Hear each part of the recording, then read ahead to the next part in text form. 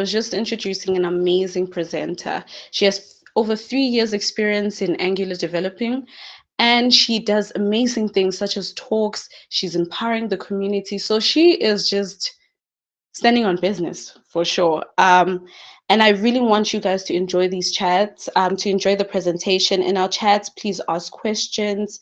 Please interact with our presenter. She's an amazing presenter, and she's here to just come and blow our minds. So I'd just like to give us a warm welcome to our presenter, um, Deepa. Thank you. Thank you so much for your warm welcome. I'm really happy to be part of GTD Soweto. Like I was really excited that I'll get to share my knowledge with you guys, and I hope you guys enjoy the session because I have put a lot of effort into this. Thank you so much for coming. We are super excited to have you here, and we honestly cannot wait for you to share your knowledge with us. So shall I start? Yes, you may start. Okay. So, hello everyone. Myself Deepa Chaurasia. I have over 3 years of experience, as she have already introduced me, and I like to share my knowledge through LinkedIn, GitHub, and Twitter. Also, you can follow me on Twitter, LinkedIn. I continuously post there, and I post a lot of useful stuff for interview preparation. So, let me share my screen. Yeah. So, as you all of you guys are aware that Angular have introduced Angular 18 version as well now. So, before getting into Angular 18, you must be aware all the latest features that have been introduced in Angular 17. You should be aware like what are the changes that have come, because in Angular 18 it is like a plus plus after Angular 17. So let's discuss what are the latest changes in Angular 17. What are the major breakthrough that have introduced in Angular 17, and what are the changes that we are going to be discussing today is improved SSR support, new lifecycle hooks, new control flow, deferrable views, and signal based components. I'm sure that most of you are already aware about signal based components. Like in Angular recently, signal based components are the one that have been a huge hype. So like how many of you guys like signals in Angular? What Angular have introduced is signal-based components that we are going to be discussing at the later point of time. But first, we should be discussing what is SSR support, like what they have improved in the SSR support. So before getting into that, what they have improved, we should know that what is SSR and why you should use SSR. SSR is basically server side rendering. You are rendering your JavaScript to a server, and user is able to interact with your website. Why you should improve the server side rendering? Why is it important? So that we have mentioned here that improved performance, what it does is, first of all, it will give you early rendering. What happens in early rendering is that a fully rendered HTML is delivered to the client before application JavaScript is downloaded. So generally what happens is, if your application is of huge size, like it has large bundle size like 3 MB, 4 MB something, then it takes a lot of time when you're downloading it on the browser. And till that, if you don't show anything to the user, that it creates a very bad user experience. In that case, user might complain about that, okay, why this site is taking so much time. I would like to switch to another site. In that case, early rendering helps. Then we have user experience boost. So here what happens is, like, JavaScript is not getting downloaded, we are rendering the HTML as it is. So in that case, what happens is, like, we can also ensure that even if our user is on a low bandwidth connection or mobile devices, then also we are providing a smoother and faster connection in case of SSR. Third, we have enhanced accessibility. User can access and interact with content sooner, contributing to a positive user experience, like I have discussed in earlier 2 points. So what is happening here in server side rendering is, like whenever user updates an info, let's say you have a website and you have entered, you are filling up a form, okay, and or you are trying to open some other link, then in case what happens is, like user is updating a info that okay, I want this change, and then server receive html css and javascript file, then server will get okay, these changes needs to be served, then server combines the file. First of all, it will combine all these files and then it will render the html. Now what browser will do at their part is, browser will first destroy the html it has, and then it will render the html received from server. This point you have to notice here, and you have to, like you have to give your concentration here, because here only angular have made the changes. Here you can notice that browser is first destroying the html it has, that it have received from the server, and then it is rendering the new html, like what html it already has, it has destroyed it, and then the html it has received from the server, it is showing it, and you see a fully loaded application. The change that have been introduced after hydration is, like I will introduce what hydration is, but I want to show you this part, that in with hydration what will happen is that server will combine the file and render html, but in this case browser will not destroy the html it already has, it will reuse the html it has, and then work on rendering the updated html data. This is the change. That's I will discuss more again later. But first, let's see this. What is hydration? So basically, improved SSR performance have been possible only because of hydration. What is hydration? So hydration is the process that restores the server side rendered application on the client. Okay, so what happens at, it won't destroy the HTML. It will restore the server side rendered application on the client, and then it improve performance by avoiding extra work to recreate DOM nodes. Now let's imagine that your you are creating 4 5 components, and now after a change only a slight change have been introduced in one component. But what is ideally happening is, like it is destroying the whole html whole application part, and then it is downloading again and it is rendering again. But after hydration what happens is, it will only improve, it will only recreate DOM nodes for that specific part, and it will leave other parts as it is. So that's why we are saying here is, it will improve performance by avoiding extra work to recreate DOM nodes. You're avoiding extra work because you are reusing, you are restoring the already rendered application on the client. So this is what hydration is. So here, as I have already highlighted this fact, that what it happens is, first it combines the file and render HTML. Then after a new change, it reuses the HTML it has and works on rendering the updated HTML data.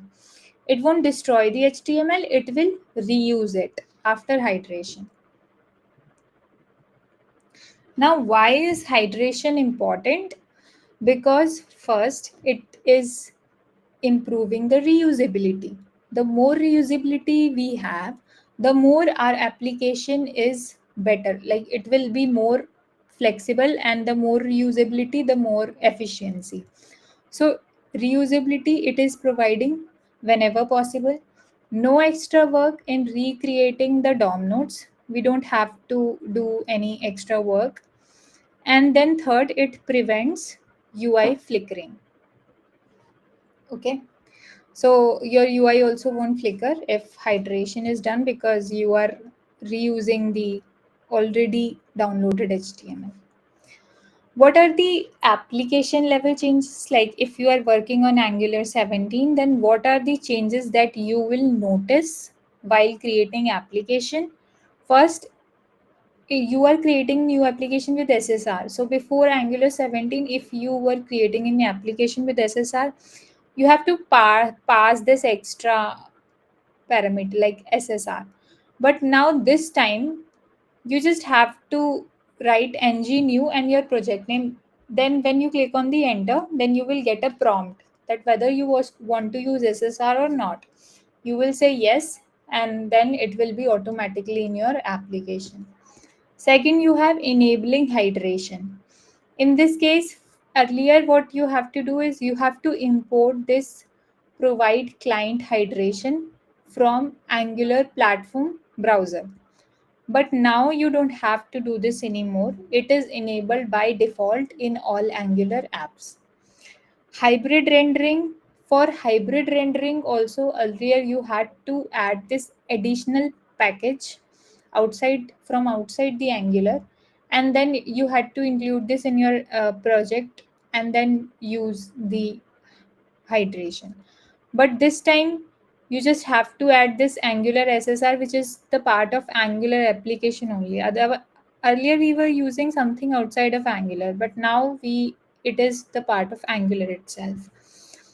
Deploying, earlier we had to add the configuration files with the required information in the application source code, but this time we are having a seamless deployment with Firebase with near zero configuration.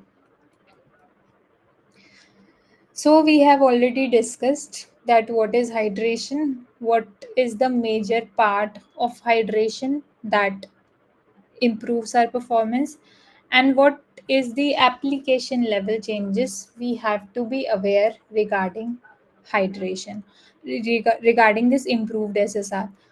Major thing I will tell you is like while creating the application only, you just have to create your new project name, then it will ask on its own whether you want to use SSR or not. You just have to click yes. You just have to choose yes or no. That's it, and then it will be done automatically this time. Then we have new lifecycle hooks. What are the new lifecycle hooks that have been introduced in the Angular? First is after render. What after render does is it registers a callback to be invoked each time the application finishes rendering. So let's say you want to like let's say you have an improved SSR, okay, and you want some logic to be implemented only after your rendering have completed, like your whole application have been rendered. Then you want to do some operation on it. Let's say you want to change the button color, or uh, or any other task you want to perform. In that case, what you have to do is you have to use this after render life cycle. It will register a callback, okay, and it will register a callback every time your application finishes rendering. Inside that you can pass whatever you want to write. Like sometimes when you're writing a form and you know it is having some like some issues, and at that time maybe you have to use set timeout sometimes. So in that case I think you can use after render as well. Then we have after next render. After next render does is it register a callback to be invoked the next time the application finishes rendering. So here you can notice it was registering a callback when every time the application finishes rendering, but it will register a callback after like the next time the application finishes rendering. So let's say you want to say that okay, I don't want to increase my counter now, I want to increase my counter the next time server uh, like application finishes rendering. So in that case you can use after next render. Now how these new life cycle hooks helps? First, it avoids unnecessary DOM manipulations. Second, it will provide you a safe mechanism for integrating custom DOM logic directly within your components. Like it will provide you a safe custom logic, like if you want to perform some operation on your DOM, then like you want to perform operation on your DOM after it will render every time. So like you don't have to use set timeout, or you don't have to use the other kind of hacks we use to render some things after some time. You can use this life cycle itself, like after render or after next render. So that's why they are saying that now you have a safe mechanism for integrating custom DOM logic directly within your components. Then we have new control flow. Okay, as we have already introduced the SSR and then the new life cycles, then we also have a new control flow as well. So new control flow is an interesting part because earlier when I used to write code, and even now I'm not using the new logic that have been introduced because it is like not very much stable. But when I was like creating application for this demonstration, I really liked this feature very well because they have very well defined. Now it's like if I am a new Angular developer, it is very easy to read HTML and this ng if else for me as a new Angular developer, that I am going to be explaining in new next few slides how it is. But it is a really cool feature that have been introduced by Angular team. So first it is a new block template syntax for an optimized built-in control flow. Then syntax is closer to JS, which minimizes the need for extensive documentation. Like that's what I was saying, that it is almost closer to JS. Like you don't have to read like, okay, in Angular we have ng if, ng else, in ng switch. Now it is as easy as in JavaScript. If in JavaScript it is if else switch, in Angular also it is if else and switch. So syntax is closer to JavaScript, which minimizes the need for extensive documentation. So primarily, like at build time, it will reduce the bundle size up to 30 KB. This is a good number if you want to increase your application performance. So first one is if else. Here you can see earlier we were having ng if, and inside ng if we were passing a boolean value, bug fixed. If it's true, then we are printing issue has been resolved. If it's not, then we are using a else block, and in else block we are writing feature announcement. And it is not right here, we have to use ng template and we have to give the reference feature announcement, and inside that we are passing that what we want to show if my condition is not true. But now if you see, we directly have if else like we have in JavaScript. As easy as that. We don't have anything fancy anymore, like okay, you have to create a template, you have to give a reference. You just have to write if, you have to write else. That's it. So it is a really cool feature introduced by Angular team now. Similarly, you see in switch also. Earlier we had to mention this ng switch, then we were passing the condition. Then we were using okay ng switch case developer, then we will show the dev branch. If it is tester, then we will show the test branch. If it's default, then we will show the empty branch. But now if you see here, directly we have switch, and inside this we are passing this boolean value, and in case of developer it will show this. Like it is almost same like JavaScript default, like in default, and then your case your value, and inside which we are passing that on the basis of what value you want to show this. It is as easy as this, and I think it's pretty cool. Next, we have built-in for loop. In built-in for loop, also you see in ng4 earlier we had like ng4 let developer of developers, and then we used to print it like this.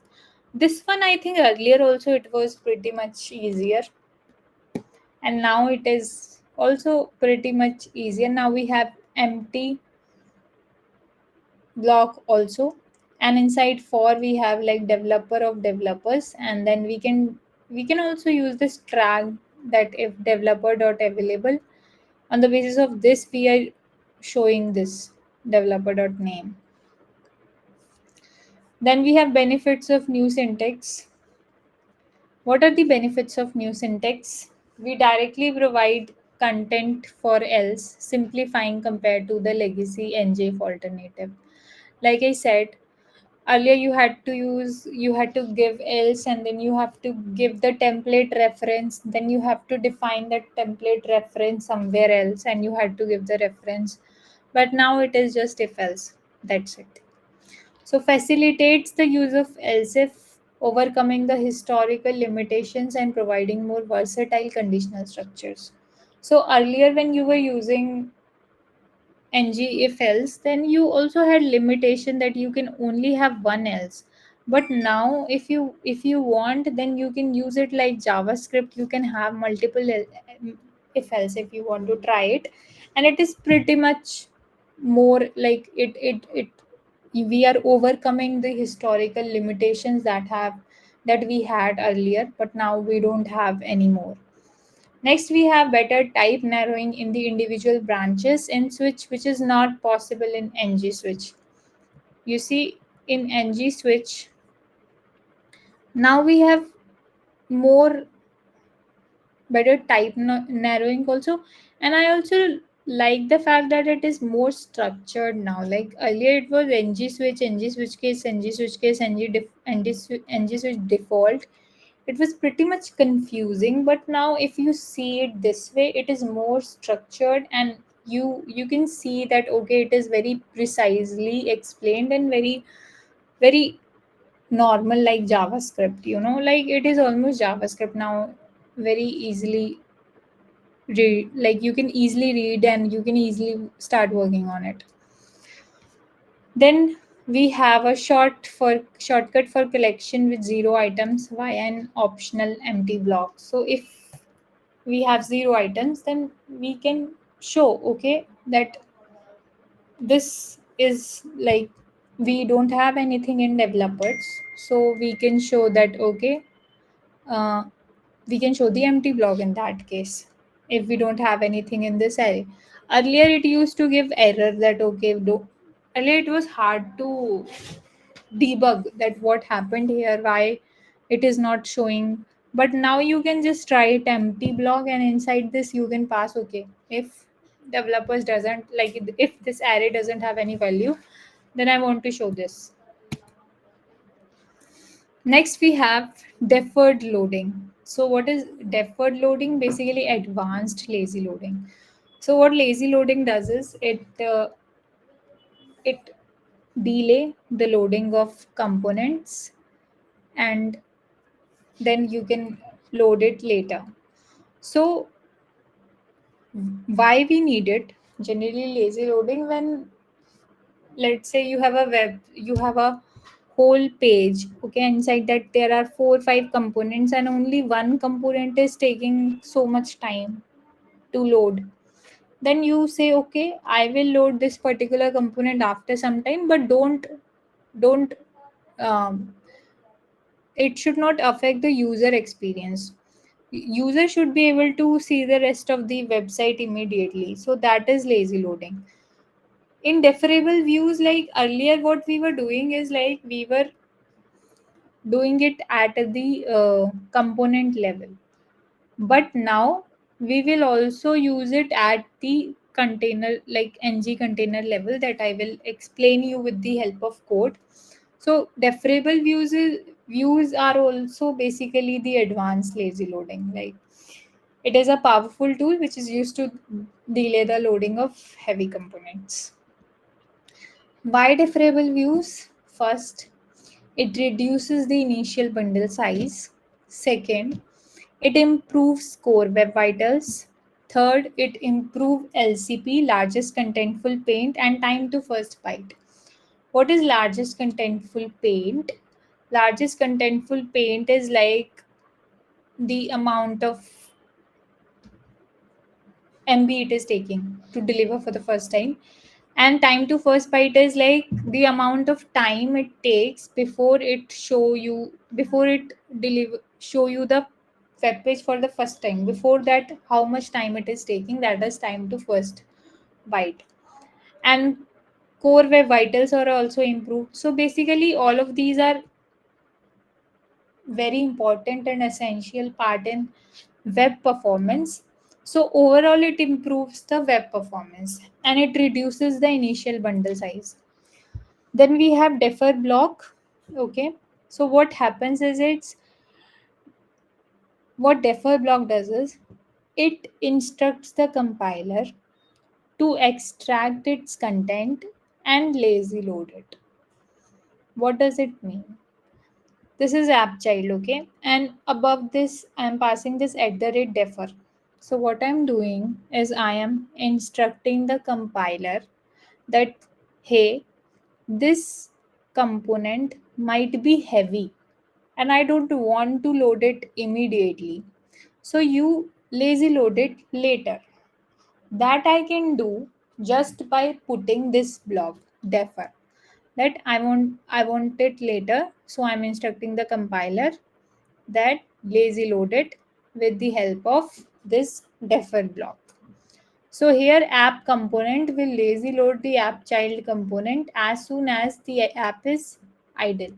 So by default what happens is when your app is idle, then defer block will work.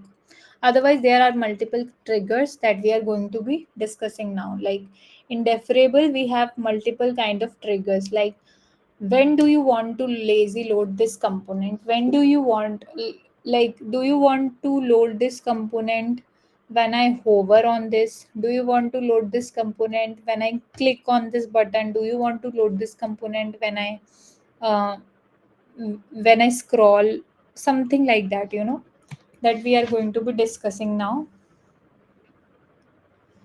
So, defer blocks have several subblocks. First are optional blocks, second is non optional blocks. In optional block, we have placeholder, at the rate placeholder, and we have at the rate loading. Okay, these are optional blocks, and this is non optional blocks. Error.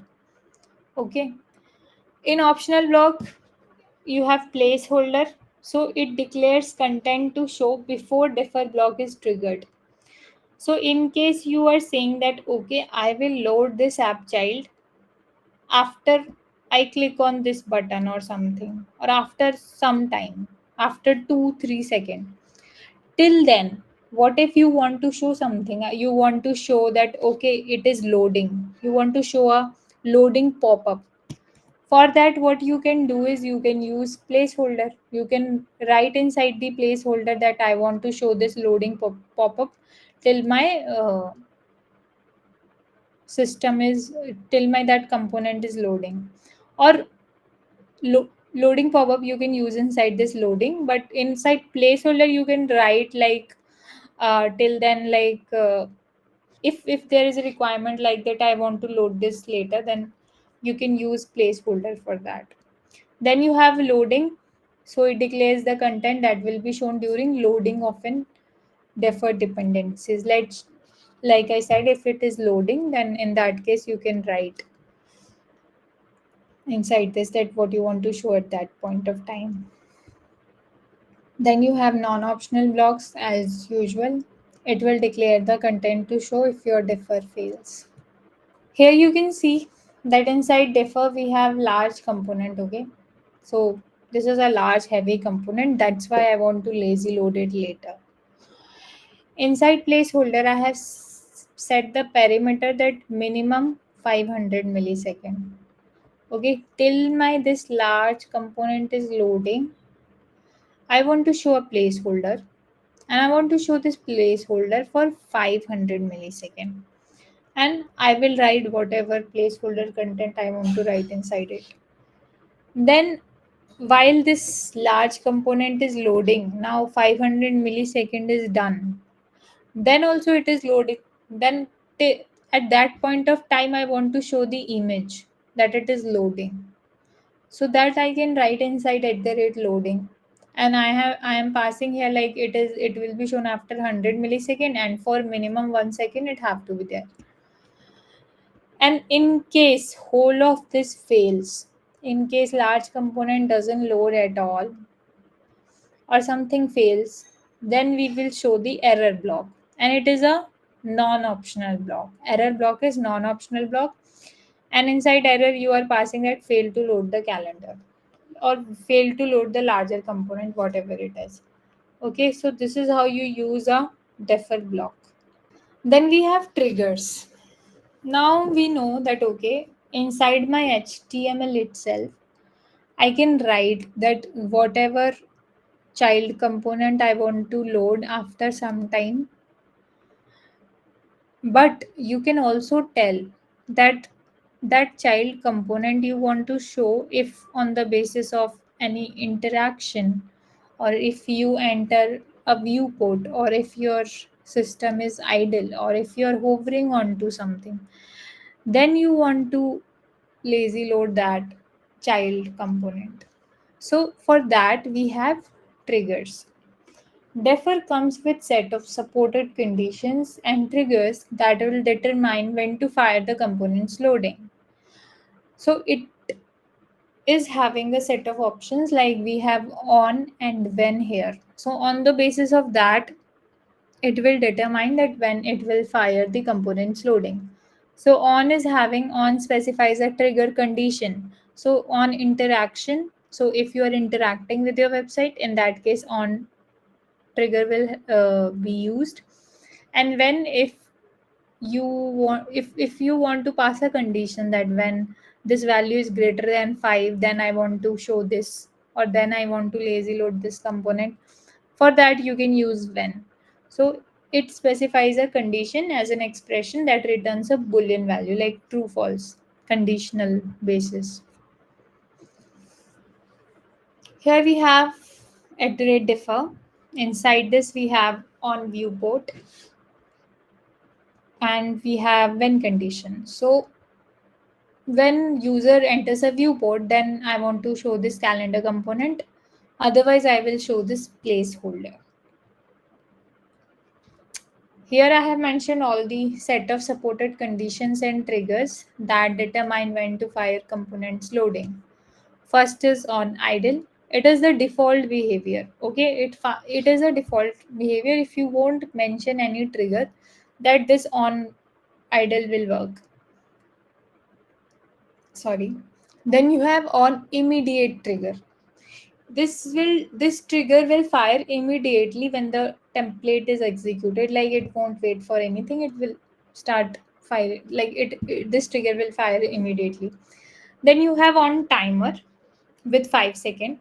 Now it is a set timeout based trigger, and inside this we are passing this seconds and milliseconds, or seconds if as is specified, depends on you. So if you want to show your component, if you want to show your component after 500 milliseconds, then you can write it inside in on timer. Now if you want to fire your component, or if you want to open your component after interaction on it, then what you have to do is you have to mention that on click of this template reference. Okay, I will show you how template reference works.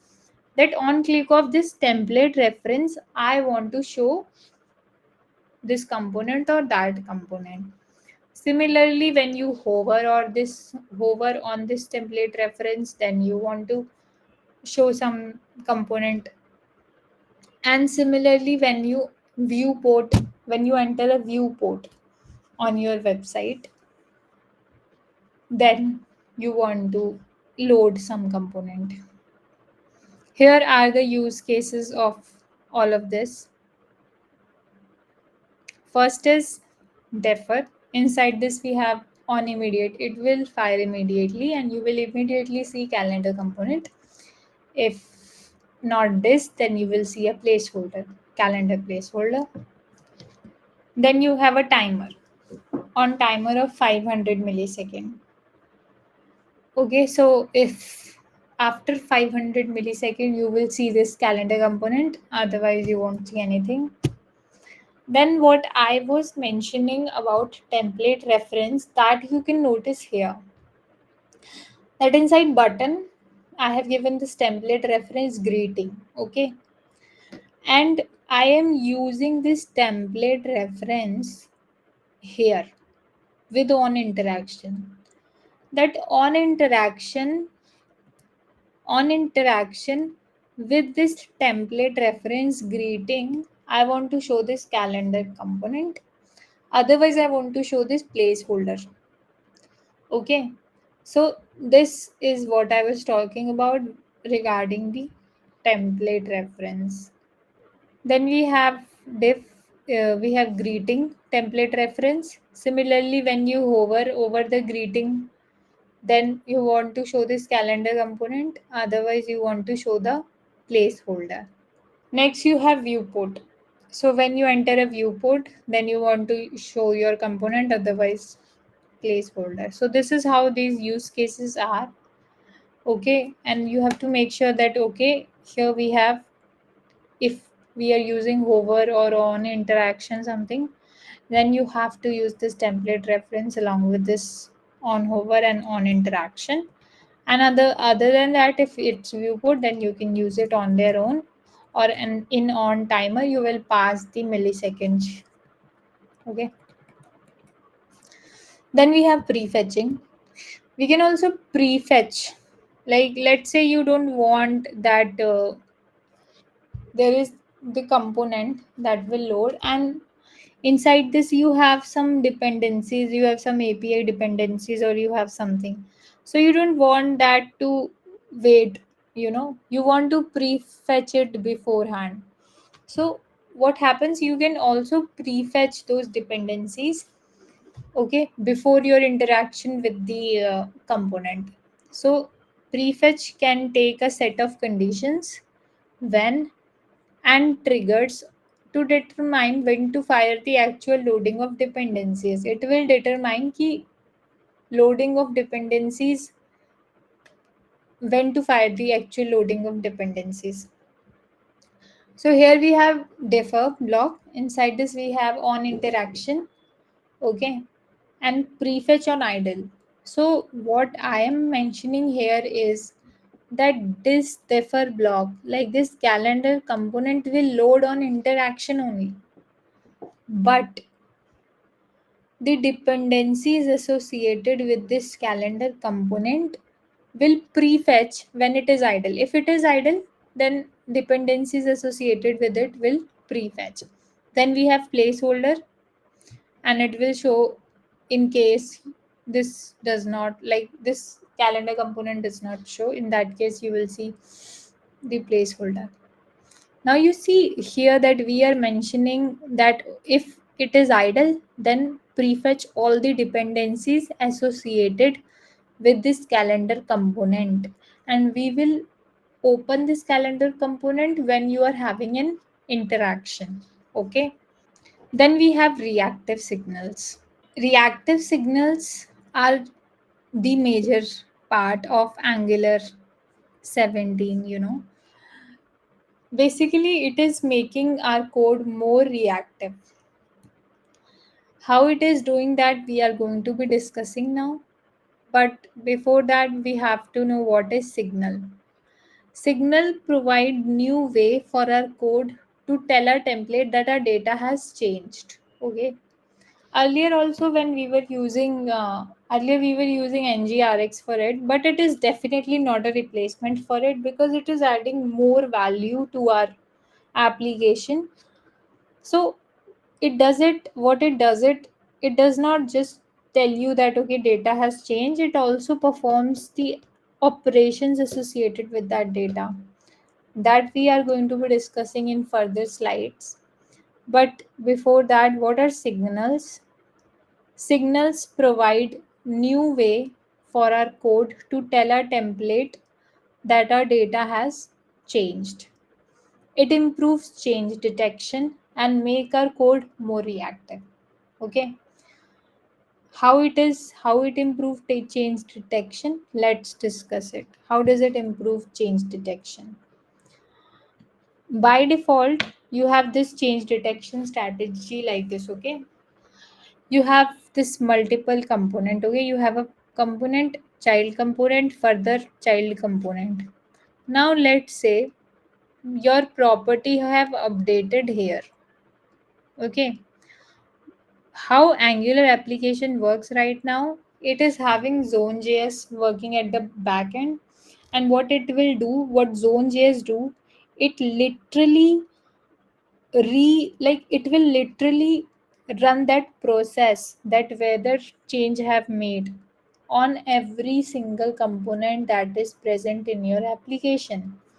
Now let's just assume that it is a very large scale application and you have like 100 components. It might be possible, or let's say 40 components at least. In that case also, whenever a change is happening in one component, then your Zone.js is running your this change detection for every component that is present in your application. That is 40 component, which is not good. So what Angular team have done is it have bring Signal. Now what happens in Signal, and what I am telling you now is like after Angular 18 they have removed Zone.js, which is good because now it is not running this change detection strategy for every single component after every change. Now it is a more better and more feasible way. Now after this default change detection strategy, we have on push change detection strategy. Okay, now in on push change detection strategy, what happens is you have a component. Okay, this component here property have updated. Now its parent one will like what Zone.js will do is it will run change detection for first component. Okay, where change could have occurred, and then its parent, and then its parent. Like only these three components will be affected, not the whole application will be affected.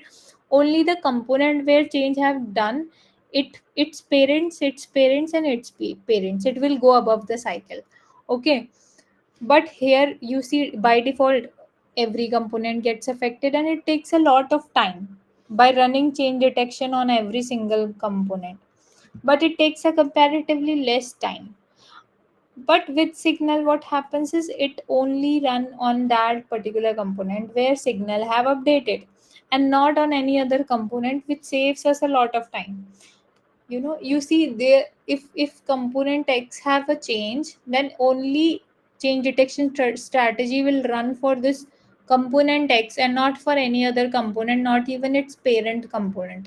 So that level of better change detection have been introduced by Signal components, because you see earlier three, like if let's say if it had 4 or 5 more parent component, then all of those component will be affected, and it will take that more and more amount of time to render the application or update the properties. But here you can see that it will only work on this particular component only. Now, to understand signals better, let's discuss the scenario. Let's say we have x is equals to 5 and y is equals to 3. Now, when I am calculating it inside the z, it will give you 8. Okay, so you see it is very easy. Now, if you update it to x to 10, now if you again print z, what you will get? In this case also you will get 8 only. Why? Because Angular doesn't recalculate automatically. It will still reflect the same value it had load earlier. Okay.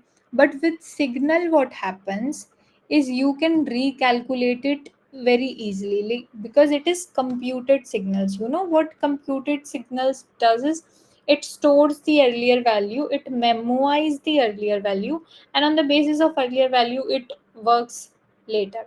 So here you can see that you have signal, and inside this, okay, for declaring signal you have to know that you have this signal, uh, and inside this you will pass your value. Then for y also you will use signal, and then inside this you will pass 3. Then you have z, inside this you have computed, inside this you have a blank arrow function, and inside this you will adding your this two signal x parenthesis plus y parenthesis. And this is the syntax. This syntax you have to follow while declaring signals, this signal one, and while calculating you have to use this computed. And this is the example of computed signals. Now here if you console the z, then you will see the value 8. But now if you are setting the value to 10, in that case this value will be automatically updated. This will be automatically 13, which was not possible without the reactive signals. Earlier it was 8 again, but now that we have this computed signals, it is 13. So one thing you have to notice here, you can't just reassign in case of signal. You can't, if you will try like x is equal to signal 11 something, it won't work. You have to use this set method only. You have to know that if you're using signal and you are using computed signal and you want to update any value, you have to use this set method only. Okay, so reassign on computed signals not possible because it is read only. Okay, so if you are trying, then you have to use set method only that I have mentioned here. What is computed signals? It is read only signals, not writable signals. It is lazily evaluated and memoized, and dependencies are dynamic. You see, it is memoized because it remembers that earlier value was 8, like 5 plus 3 was 8, so it have memoized that okay, I have to do it this way. Now that value is updated, then it will recalculate automatically.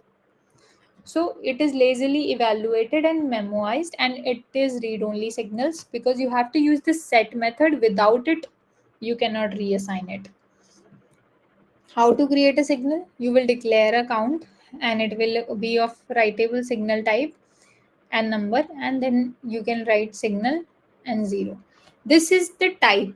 If you won't even mention this type, that will also declare, but it's better to mention the type because we are using TypeScript, that is typescope language. So this is how you can declare it, the signal. Then we have more definition of signal. A signal is a variable plus change notification. Okay, it is a variable, and also if there is a change, then you will be notified, and you will update the value automatically. So it is a variable, and it is also a change notification. Whenever change happens, it will automatically update. Hi, Deepa. I see some Yeah, chats here. I see some questions here in the chat, and I want to give you enough time to really answer these questions. So, can I ask that we sort of wrap the presentation to 2 minutes so that you can get enough time to really get into the questions? I see some questions here in the chat. sure. Let me finish my presentation real fast.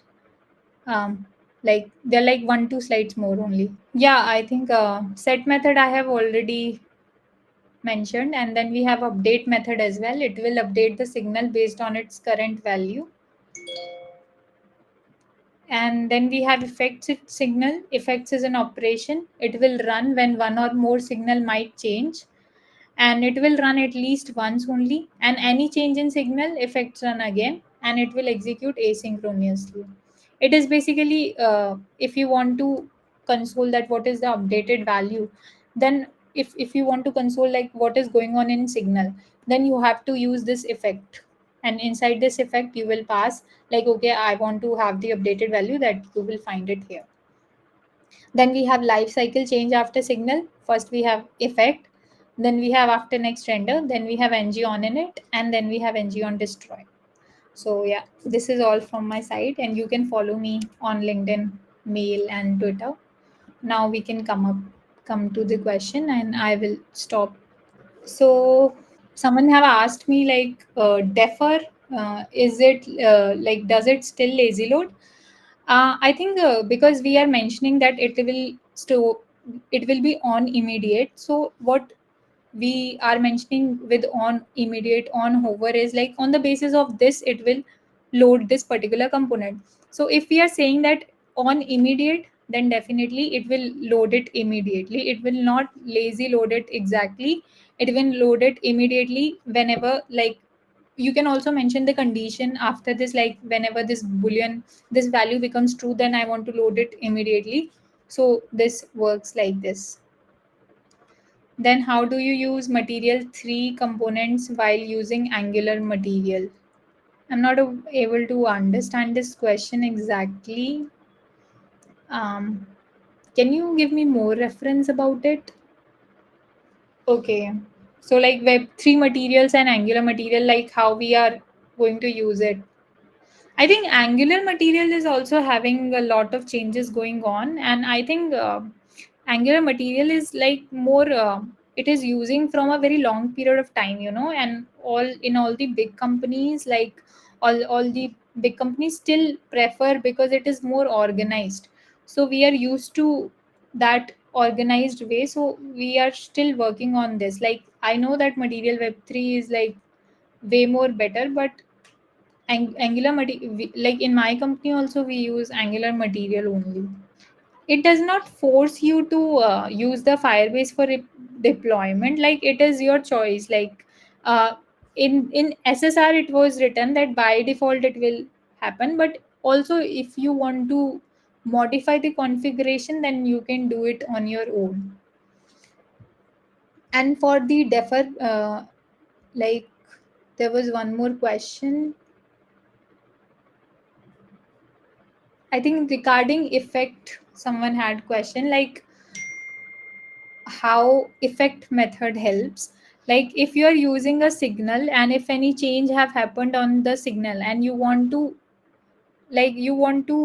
find out like what value have updated, or you want to perform some operation on that updated value, then you can use effect method. Inside effect method you can write the logic whatever you want to do regarding that signal updated value. For that you have effect method, and most of the times whenever you are updating a signal value, in that case we use the effect method. In hybrid rendering, okay, so what is, I think I have explained the hydration part.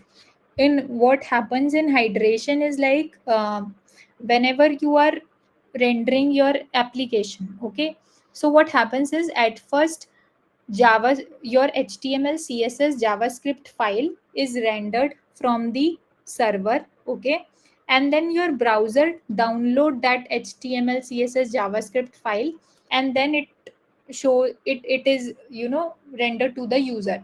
So it takes a little bit of time. Let's say you want to open your application again after 1 minute. Again, it will destroy the whole HTML, CSS, JavaScript file it had.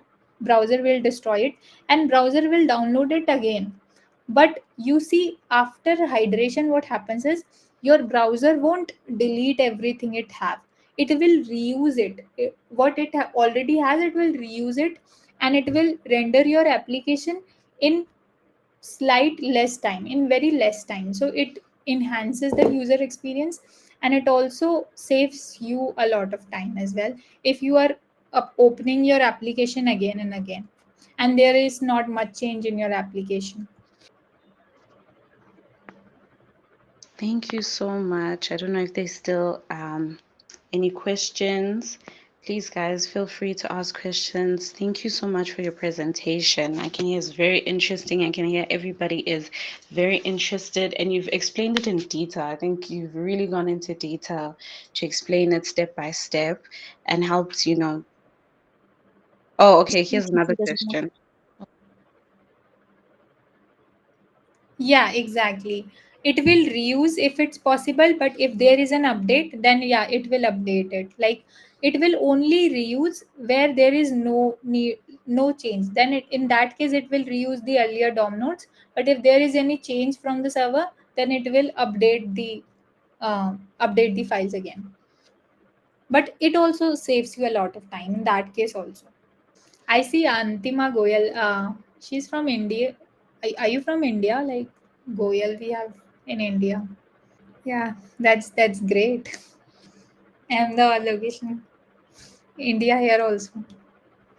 It was really nice interacting with you all, and I see that people were generally into the presentation, and they were actually wanted to learn like what is latest changes in Angular 17. And I think I have explained, I have tried my best that I will be able to explain in detail everything to the participants. No, you've done an amazing job. Thank you so much. We'll definitely on our socials put your LinkedIn for anybody else that wants to see regular updates. I know I would love to see it. For anybody that would love to see regular updates on your LinkedIn, we're going to put your thing is on the socials so that you guys can actually check her out on LinkedIn. But if you don't mind, can you just remind them again where they can find you? And Yeah, yeah. Definitely. Um, like you can find me with the Deepa Chaurasia on LinkedIn. Like you write Deepa Chaurasia, you will find me, and you can also mail me. And on Twitter, I have the username Deepa Chaurasia 1. You can find me on these socials, and you can ping me on LinkedIn, and I will definitely reply you guys. But yeah, there's more chances that I will reply on Twitter more than LinkedIn, because in LinkedIn I get a lot of DMs and I'm not able to reply them all. But if you want to ask me something, DM me on Twitter. I'll definitely reply. thank you. I see somebody asked about your GitHub username. Okay, my GitHub username is Deepa Chaurasia 3. Let me share. Let me share you this. Wait, I have pasted it in chats. I Are you guys able to open it? Let me just check if I'm able to open it. Wait. Yeah, we can see it definitely. This one is updated one, and inside this you can find JavaScript notes. I have shared this JavaScript notes, and it really had good rating, and so many people have liked it.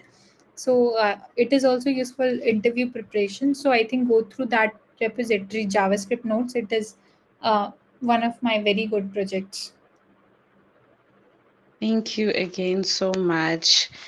Please, guys, check up on GitHub. If you have any questions, message her on the socials. You've done an amazing job. Like I said to all the attendees, we had to come with a bang, and definitely Deepa has definitely given us the bang. So thank you so much for this presentation. Thank you so much for your time, for sharing with us your knowledge. We really, really appreciate it here.